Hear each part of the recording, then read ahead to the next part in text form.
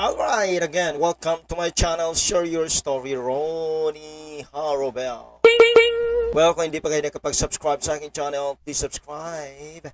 And please click the notification bell for always notify you of my new upload in today's channel. Well, we're gonna talk about what happened for or former executive secretary Bersaman, that after all, nawala na po siya sa kanyang posisyon doon sa admin o bilang executive po ni President Bongbong Marcos. Ngayon, talagang galit na galit ngayon si Bersaman. Dahil po sa ano bang sitwasyon? Ano ba talaga nangyari? Dahil po talagang inatake na po sila ni Senator Ping Lacson. Ano nangyari? Well, inatake daw dahil po sa talagang grabing insertion na tinanggap nila ng bilyong pera. According po yun kay Senator Ping Lacson. Nandun di kaya ba sa USB na ibinigay po ni dating DPWH Yusik Cabral na yes, binigay doon kay Congressman Lavesti? Hindi po natin alam. Awesome! Well, okay, we gotta talk tonight because this is a very interesting story, because this is a billion of money we're talking tonight because of this executive and Yusik or undersecretary was involved daw sa ganitong kickback. Oh, wow!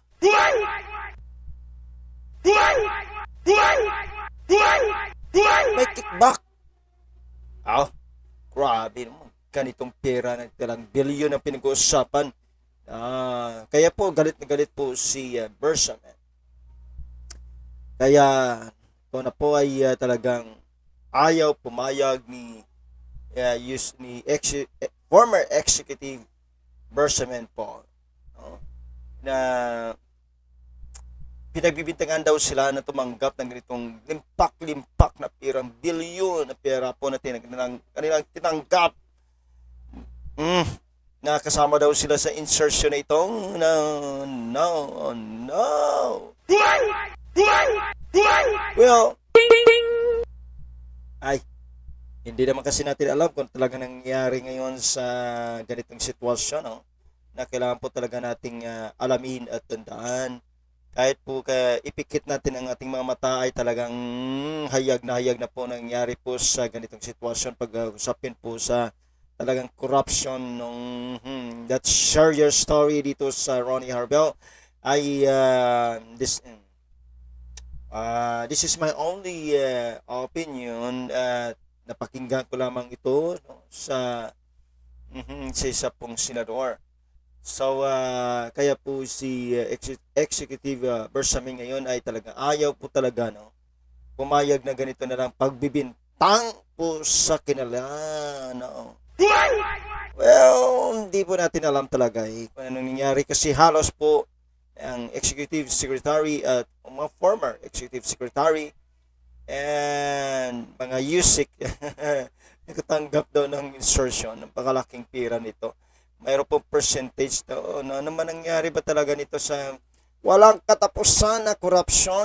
2 taon pa po na kailangan pong po si President Bongbong Marcos. Paano po ito maayos? Paano po ito talaga? Sino ba talagang mastermind? Kasi nagkaroon po ng tuturuan na hindi na po malaman kung anong, pero alam po ng tao talagang napakaliwanag po sa sikat ng buwan. Alright. Awesome! Kaya wag nating kaligtaan sa mga nangyari ngayon sa panahong ito. Talagang grabe, dito ko nakikita talagang maraming pira talaga sa Pilipinas. Kasi ang lalaki pala ng taxes na taon-taon. Tinabangan po natin naman po sa releasing ng 2026 na mga budgets na talagang trilyon na pinag-uusapan. Awesome! Grabe, trilyon ang pinag-usapan. Kaya si Executive Bersamin ayaw po talagang pumayag sa ganitong sitwasyon na pabibintang lamang sa kanya. Kaya po sabi po ni Bersamin, handang-handa daw siyang lumaban. Handa-handa daw siyang ihayag. Hindi kasi natin alam kung talaga ano mangyayari dito sa ganitong political war. Talagang hirap po talaga ng Pilipinas sa ganitong sitwasyon. Kasi alam nyo kung bakit? Dahil po talaga ang pira nakakasilaw. The love of money is the root of evil. Ba? Kaya po tinan po talaga pagmamahal sa pera ay talagang napaka-evil talaga. Lahat ang gagawin, ano pong mangyari sa wala na pakialam, basta pira na pong pag-uusapan. Lalo na po ito, bilyon, trilyon, ito na pong pag-uusapan ito. Kaya pong Congress talagang, po si Congressman Levisti talagang na nangiyak-ngiyak na rin siya po sa ganitong sitwasyon. Kaya po ay talagang talamak at hindi na po maintindihan po na kung ano pong nangyari sa ganitong sitwasyon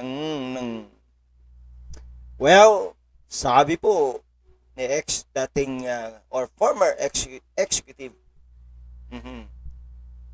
dahil nyo secretary na sabi po ni Bersamin, hindi po daw siya tatahimik. Abangan po natin itong istorya na ito. Ano ba talagang mangyari? May katapusan ba ito? Sana mayayag na at tatapos na rin po itong ganitong sitwasyon ng corruption. Pero alam nyo, kahit po mangyari, ganito po talaga ang politika. Anyway, yan po, abangan po natin kasi galit ngayon si Bersamin. Na dinawit sa ganitong insertion daw, 2 billion daw ang alam ko. Ang narinig ko is 2 billion daw natanggap.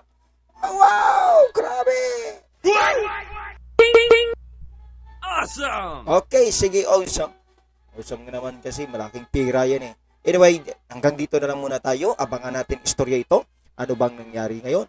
At ating pong alamin next natin. Basta mayroong istorya, pag-iistoryahan natin. Okay? Alright, again, share your story, Ronnie Harvell. Huwag kalimutan mag-like at mag-comment sa comment section upang patuloy po tayong mag-alaman kung sino po talagang suporta sa atin. May the Lord bless you all and see you again po sa next nating upload video. Si Bersamin po, tanda natin, ay talagang lalaban na. Okay, sige go, Bersamin. See you the next video po. Na-upload natin. Bye-bye and God bless.